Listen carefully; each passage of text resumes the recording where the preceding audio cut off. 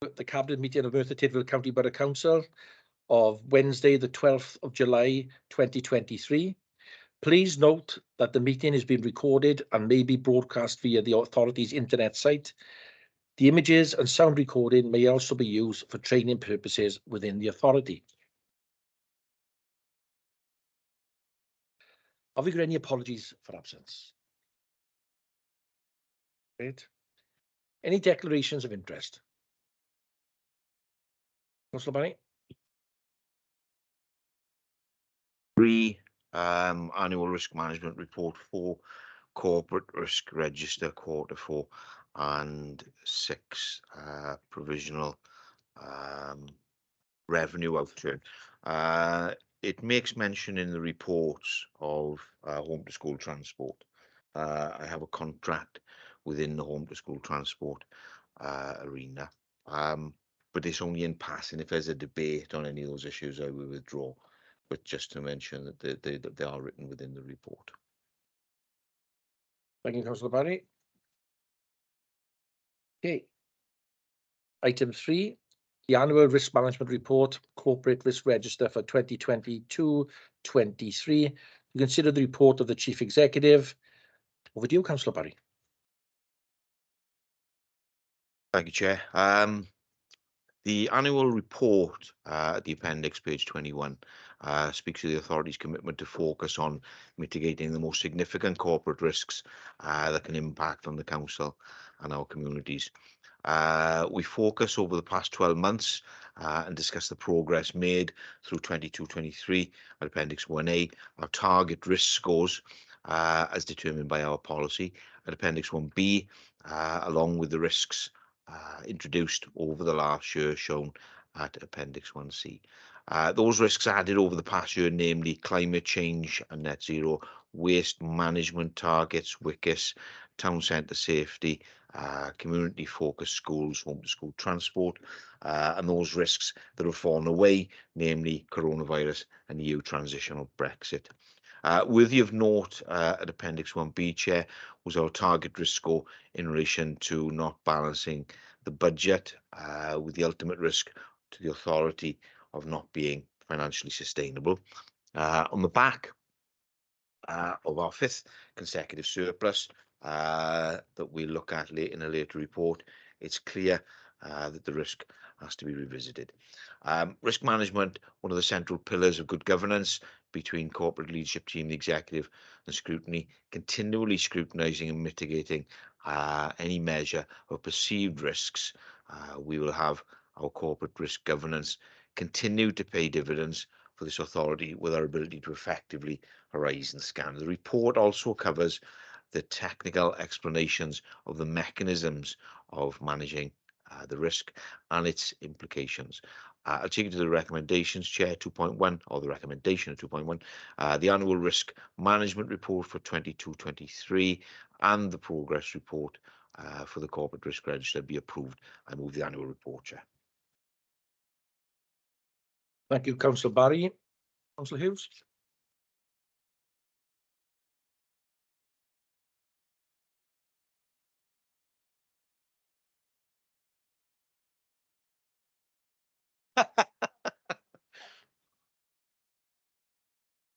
Thank you, Councillor Hughes. Have we got any questions on the report? No. Any comments on the report? No. I've just got one quick one before we move on to the next agenda item. Just prior to the meeting, I was having a conversation with Ellis, our Chief Executive, where it's timely really that the home to school transport has gone on to the risk register, because we've had No, it's just a comment. Yeah, it's just a comment. You're not going to be asked to do anything, so okay. The conversation we had is the extra burden that we are facing at the moment due to the work on the Heads of the Valley Road. It's increased our costs roughly, around about £260,000 a year, which, as we know, is 1% on our council tax. So we do need discussions really with Welsh Government quite urgently to see how we can alleviate the issues with our transport. So on that, shall we take to the vote?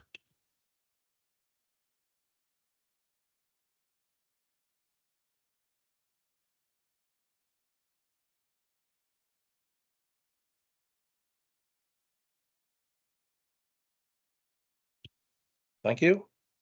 Item 4 on the agenda is again the corporate risk register for 2023, sorry, for 2022-23 quarter 4, to consider the report of the chief executive. And again, it's over to you, Councillor Barry.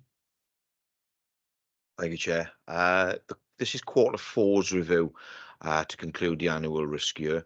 I thought, Chair, we'd again start with a reminder of the risks as laid out in Appendix 1A and associated scores, the impact times the likelihood at the end of the fourth quarter, so April 2023, compared with October 22 and January 2023.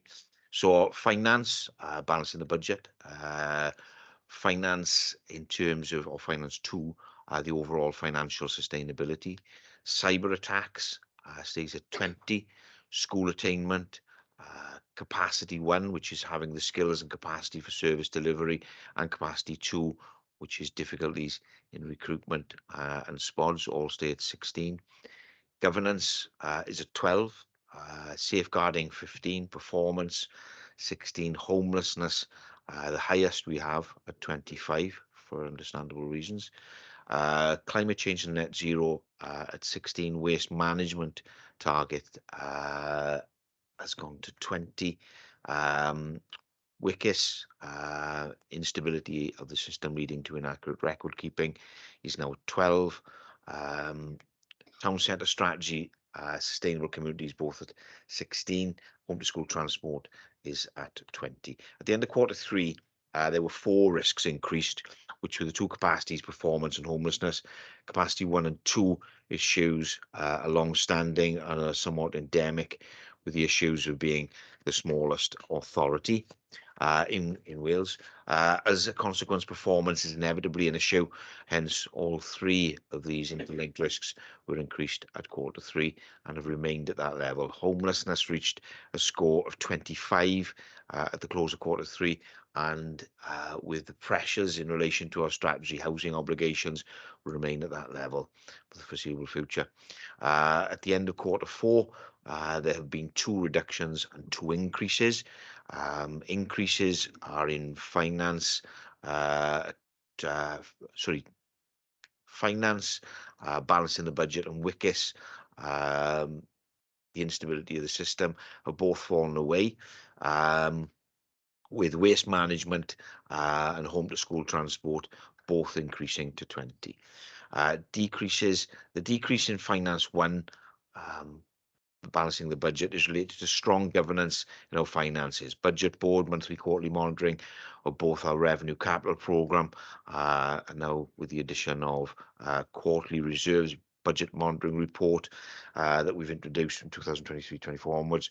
The authority now has 5 consecutive surplus budgets, as I mentioned in the earlier report. WICIS, the reduction in the WICIS score is due to improving stability of the system. Problems in recent months have been escalated to system managers to investigate and rectify.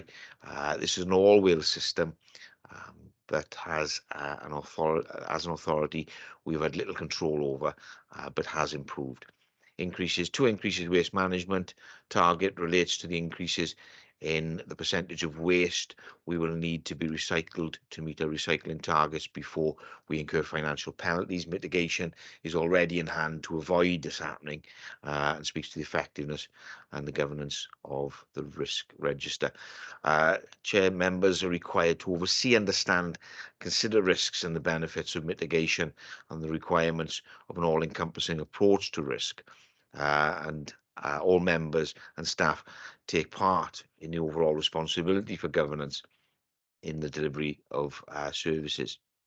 Last year, when dealing with the risk register, we had cabinet risk reviews, corporate management team risk reviews, governance, audit committee progress reports, workshops on progress reports. We're yet to have a cabinet risk review or member workshop in relation to risk progress. This has been discussed and will be addressed. Recommendation is a 2.1, Chair. Progress on the management of the Council's corporate risks and the progress report of the corporate risk register be approved. I move, Chair. Thank you, Councillor Barry. Have we got a second, Councillor Jenkins? Second that, please, Chair. Thank you, Councillor Jenkins. Have we got any questions? Any comments? No, let's go straight to the vote then.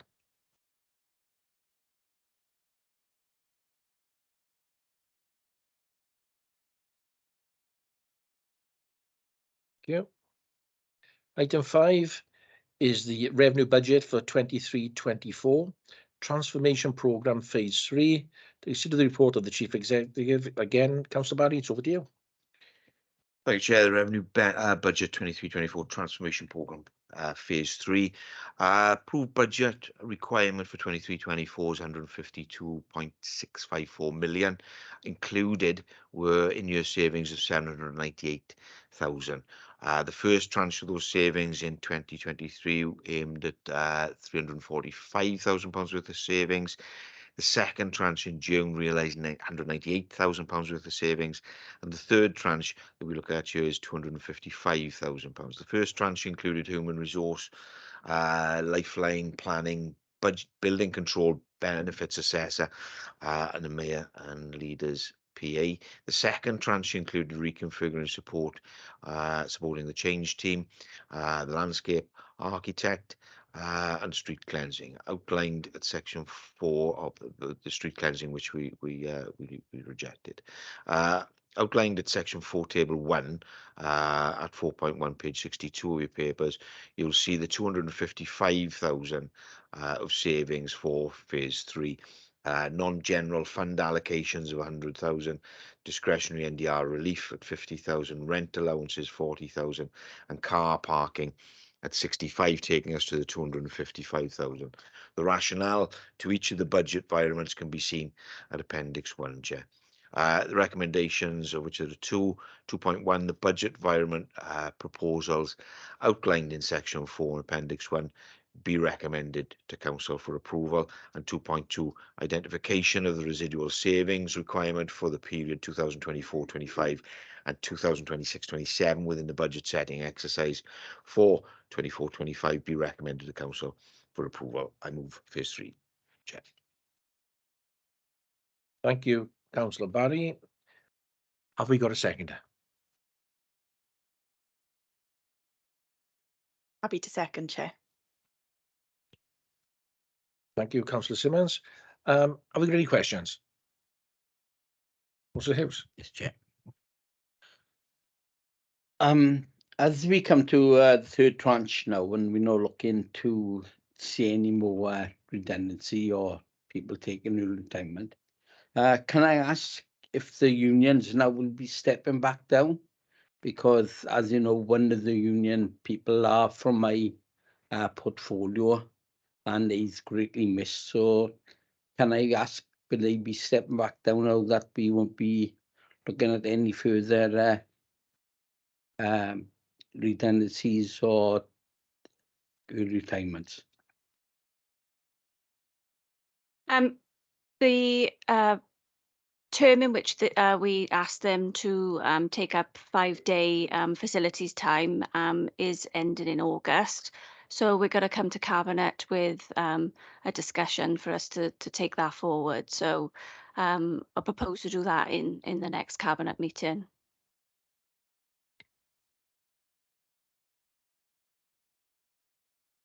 Think they'll come back?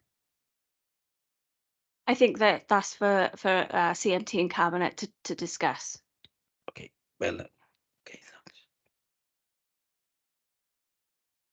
Thank you, Councillor Hughes. Any further questions?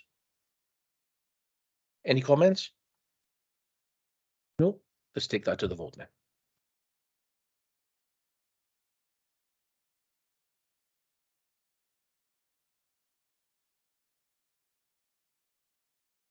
Got it. Whoops, the vote. One person, sure. Didn't he? Mhm. Right. Yeah. Thank you. Okay, item 6 of the agenda is provisional revenue outturn for 22-23. Again, to consider the report of the Chief Executive is Councillor Andrew Barry. Thank you, Chair.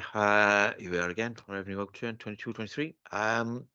We're reporting a net provisional revenue budget outturn surplus to year ending 31st of March 2023 of £1.504 million net, following the transfer of 1.355 million to earmarked reserves detailed in Appendix 1 and Appendix 4, pages 75 and 89.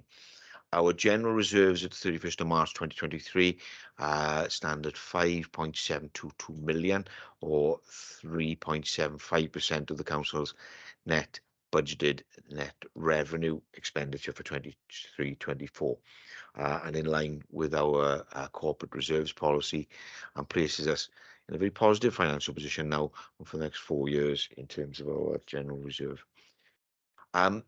The provisional revenue outturn of 22-23 was considered at Budget Board on the 28th of June 2023, with all proposals recommended to Cabinet for approval. Appendix 2, page 76, outlines budget realignment proposals.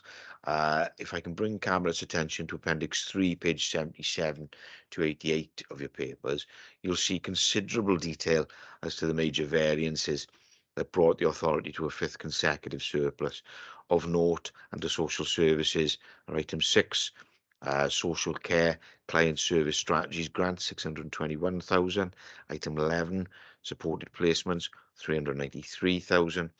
Item 13, direct placements 371,000. Items 15, independent residential establishments 647,000. Item 19, children looked after residential placement service £844,000. Item 20, children looked after fostering 367,000. And item 23, leaving care support services 470,000. Substantial amounts of money that have come in late on in the financial year. Likewise, under public protection, where housing services receive 621,000, neighbourhood services recycling collection 378, and the corporate centre capital financing costs 649,000. The items I've outlined show the unpredictability of financial management within local authorities. Chair, what this outturn does outline is the continuing shift to prudential financial management of consecutive independent administrations and the authority at large. Why is it significant? Just revisit the outturns we've had: 2019-20, 2.89, 2021, 4.464, 21-22, 3.671, last year's 11 million, and this year's 1.504 million. Shows a superb performance by this authority and its stakeholders yet again for the 5th consecutive year. Ellis and the staff at all levels of this authority are to be congratulated for their commitment and hard work through the most difficult of years. I'd like to thank Steve, Adele, Adam and Ian and their team for their support over the last financial year, and in particular for this excellent report in its common sense approach and layout to what can be very complex subject matter. Just one more comment, Chair, to highlight the difficult proposition of the operation of local government finances.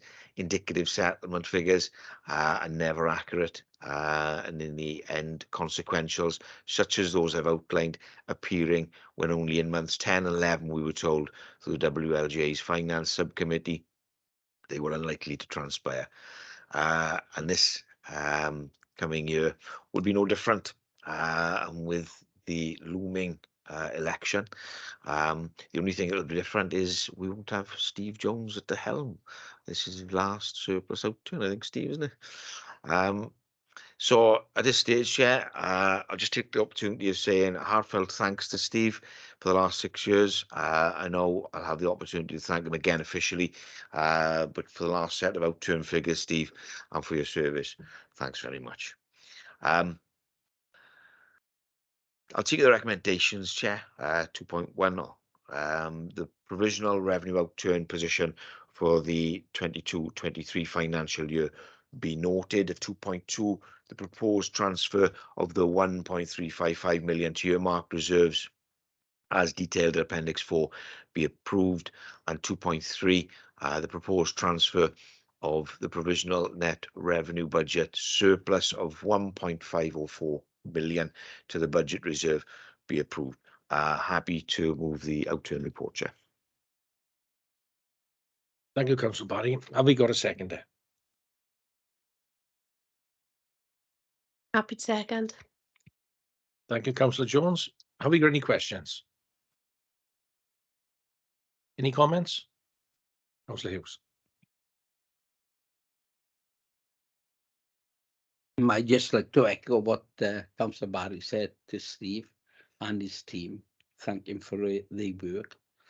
But it is a regret, you know, every year we come and we thinking that we're going to get, we be in a place where we got to look at people's jobs and only to find then that we get money later on. And this, you know, it puts stress not only members who go make these decisions, but also on staff also, that they thinking that we in these positions, and then Welsh Government tells us that we're not having any more money, then they always seem to come up with some money. So that's my only comment. Thank you. And the you know, and our residents as well with the council tax, we put that up because we thought we was in that position, and then we come in with surplus. So, you know, so. Any other comments? No.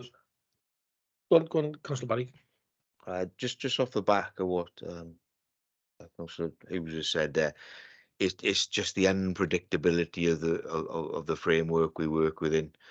You know, we get those indicative settlements. I think we'll do better perhaps this year than we've had an indication of. But we've talked about, in terms of those grants at the end of the year, those consequences coming down the road, doing an analysis of what's happened over like the last 5-10 years to see how much actually transpires. But you simply can't make plans off the back of that because you just don't know if they're going to come. You don't know how the economy is going to perform. You don't know if there's going to be enough money in the system. So we're stuck with the system we're stuck with, unfortunately. And as unpredictable as it is, that's what we have to work within. Yeah, for me, I echo what you both say, really. You know, it's a very difficult process.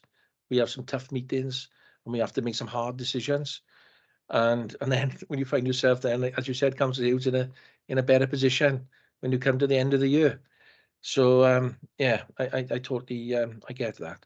And can I just thank, you know, Steve and his staff and all the staff really who's had to work very hard through the back end of last year to come up with some very difficult proposals that we had to put through council. So thank you all for that. So can we take it to the vote then, please?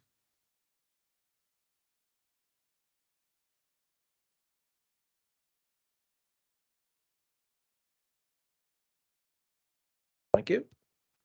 Item 7 is the provisional capital outturn for 22-23. Again, it's the report of the Chief Executive, and again, it's Councillor Andrew Barry. Thank you, Chair. So the provisional capital outturn 22-23. This covers to the period ending 31st of March 2023 for both core and externally grant-funded projects. We have an underspend of 17,000 in relation to core-funded projects and an underspend of 1.875 million in relation to our externally funded projects.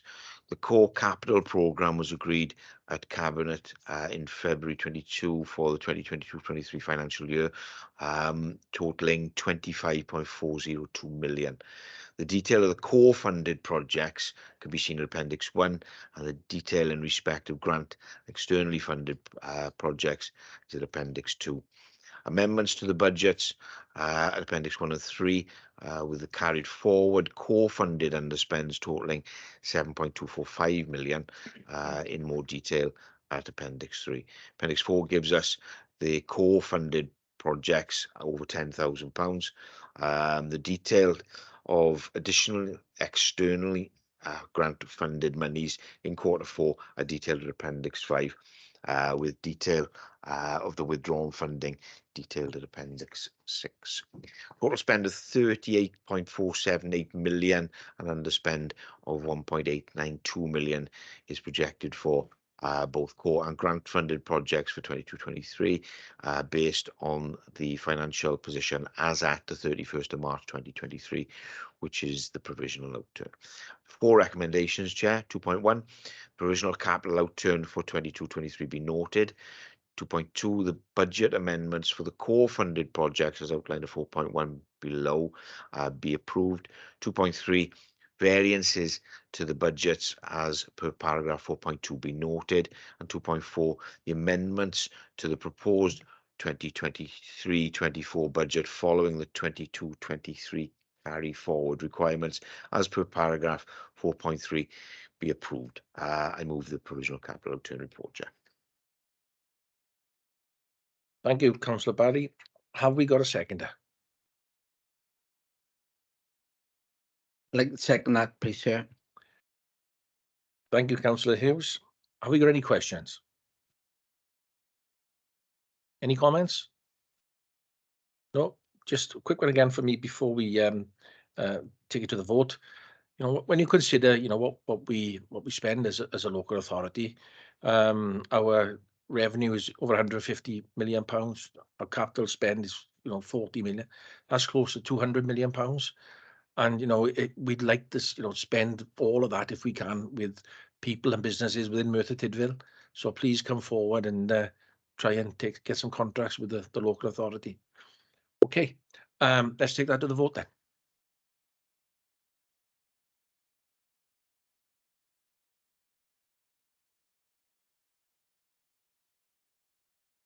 Thank you very much.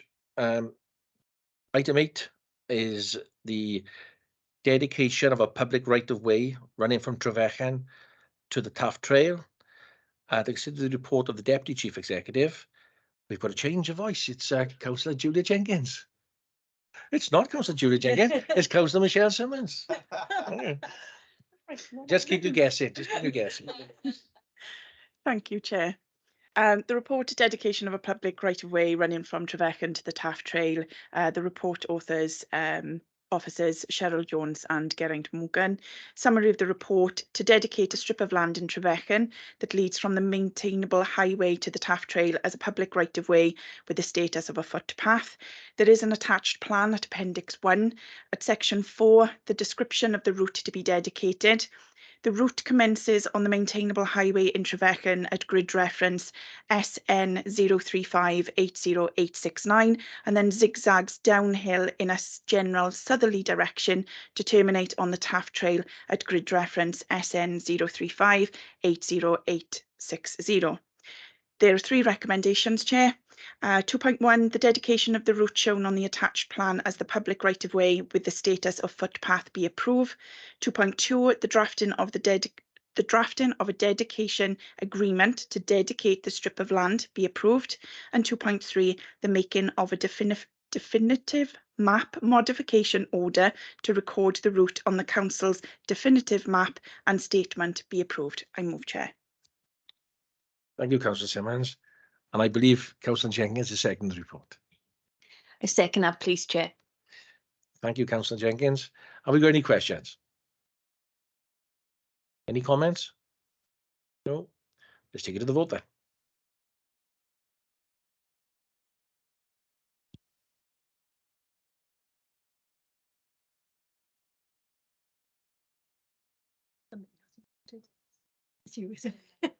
There we are. That's carried, Chair.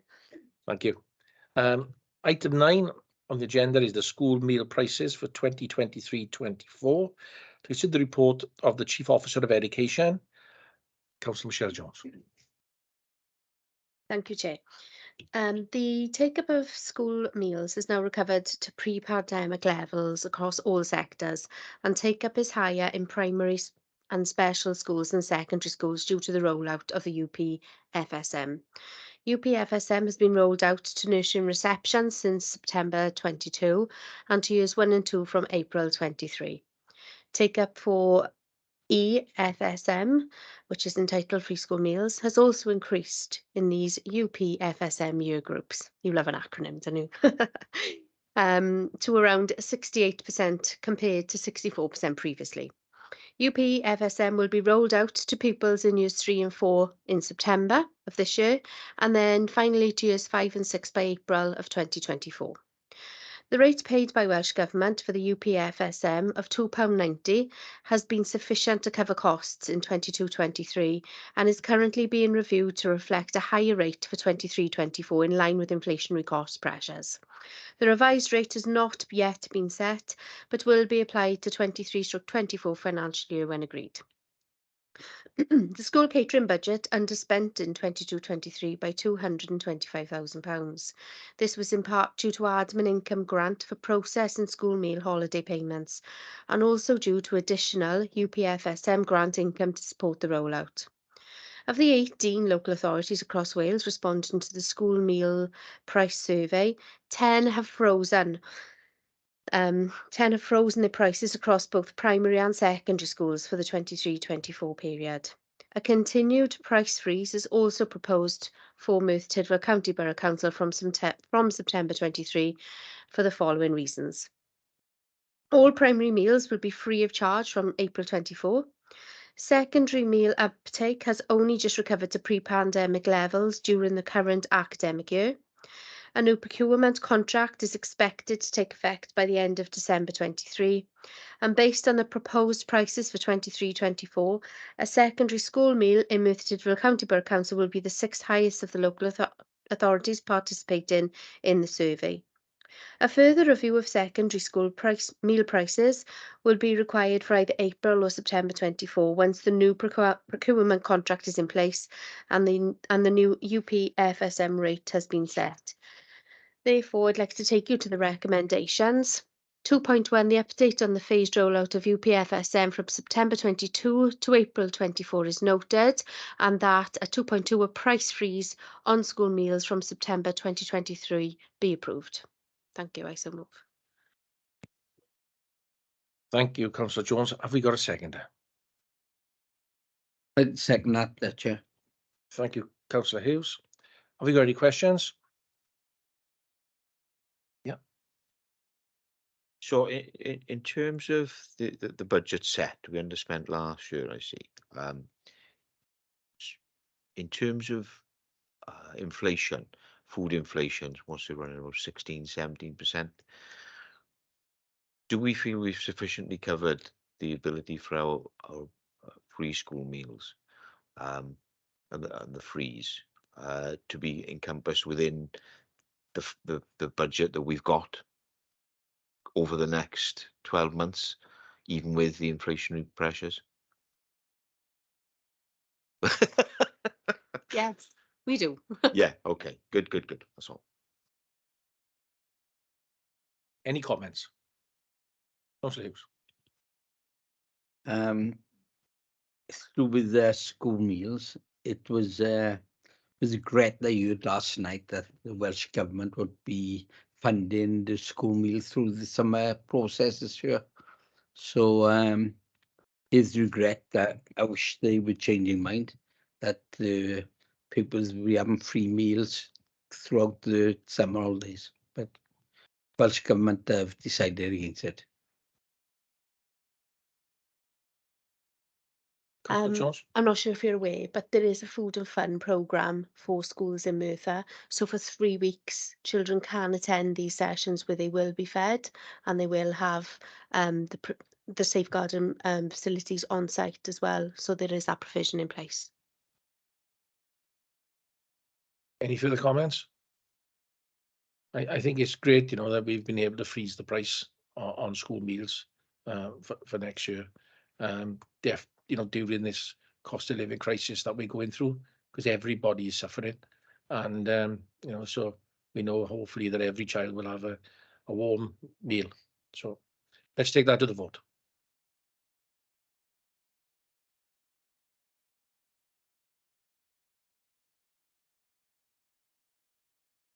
Carried, Chair. Thank you. The next item 10, is the Leaks Prevention and Performance 2022 report, which is an information report. Item 11, any to deal with any other urgent business. deemed urgent by the chair. A lot of urgency in there. Right? I have none. But now we have to go to a closed session. So can I ask someone to call for section 100, please? I call for the section 100, Chair. Have we got a second there? So can we take that to the vote then, please?